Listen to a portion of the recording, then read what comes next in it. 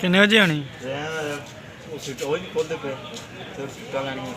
ਫਿਰ ਟਿਕਟਾਂ ਲਵਾਂਗੇ ਫਿਰ ਹੀ ਆਣਾ, ਦਫ਼ਤਰ ਖੋਲਾਂਗੇ, ਫਿਰ ਟਿਕਟਾਂ ਲਵਾਂਗੇ, ਟਿਕਟਾਂ ਲੈ ਕੇ ਟ੍ਰੇਨ ਆਏਗੀ, ਫਿਰ ਚੌਕੇ ਸੁਟਾਂਗੇ ਸਮਾਨ ਜੁਲਕ ਤੋਂ ਦੇ ਵਿੱਚ ਤੇ ਜਾਵਾਂਗੇ ਘਰ।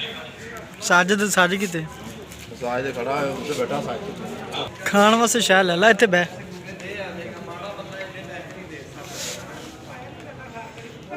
ਲਿਆ ਮੈਂ ਪੰਗਾ ਲਿਆ।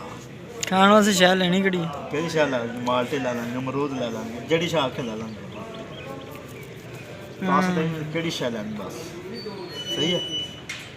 ਬਾਕੀ ਨੇ ਬਸ ਨਹੀਂ ਤੇ ਕਿੰਨੇ ਵਜੇ ਦੱਸਾਂਗੇ? 1 ਵਜੇ ਆਏਗੀ। 1 ਵਜੇ 2 ਘੰਟੇ ਲੇਟ ਆ ਫਿਰ ਟ੍ਰੇਨ।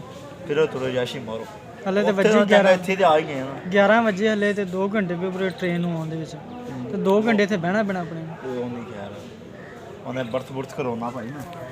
ਬਰਥ ਕਰਾ ਕੇ ਜਾਣਾ। ਬਰਥ ਕਿੰਨੇ ਦਾ ਹੋਏਗਾ ਫਿਰ? 2000 ਦਾ। 2000 ਦਾ ਬਰਥ ਸਮੇਤ ਟਿਕਟ ਦੇ ਨਾਲ? ਟਿਕਟ ਤੇ ਬਰਥ ਫਰਕ ਕੀ? ਬਰਥ ਕਰਾ ਲਓ ਜਾਂ ਉਹ ਕਰਾ ਲਓ, ਸੀਟ ਕਰਾ ਲਓ। ਇਹ ਤੇ ਠੀਕ ਆ। ਕਰਾ ਕੇ ਜਾਵਾਂਗੇ ਨਾ ਤਾਂ ਸਕੂਨ ਨਾਲ ਜਾਵਾਂਗੇ, ਲੰਮੇ ਪੈ ਕੇ ਜਾਵਾਂਗੇ। ਜੇ ਜਾਵਾਂਗੇ ਸੀਟ ਤੇ ਤੂੰ ਜਮੜ ਕੇ ਦਿੱਤਾ ਹੀ ਆ। ਬਰਥ ਸਮੇਤ ਪੁੱਛਿਆ ਸੀ ਤੂੰ ਵੀ 2000 ਦੇ ਵਿੱਚ ਹੋ ਜਾਏਗਾ? ਹਾਂ ਬਰਥ 2000 ਚ ਹੁੰਦਾ, ਬਰਥ 2000 ਚ ਹੁੰਦਾ ਜੀ। ਬਸ ਦੋਨਾਂ ਜਾਵਾਂਗੇ ਵੀਰੇ ਬਰਥ। ਇਹ ਠੀਕ ਹੈ, ਜੇ 2000 ਦੇ ਵਿੱਚ ਹੋਵੇ ਨਾ ਬਰਥ ਫਿਰ ਲੈ ਲੂ ਲੈਣਾ ਆਪਾਂ ਕੋਈ ਇਸ ਵਾਸਤੇ, ਕਿਉਂਕਿ ਰਾਤ ਦੇ ਦਲੀਲ ਹੁੰਦੀ ਜਾਵਾਂਗੇ ਕੀ ਫਾਇਦਾ।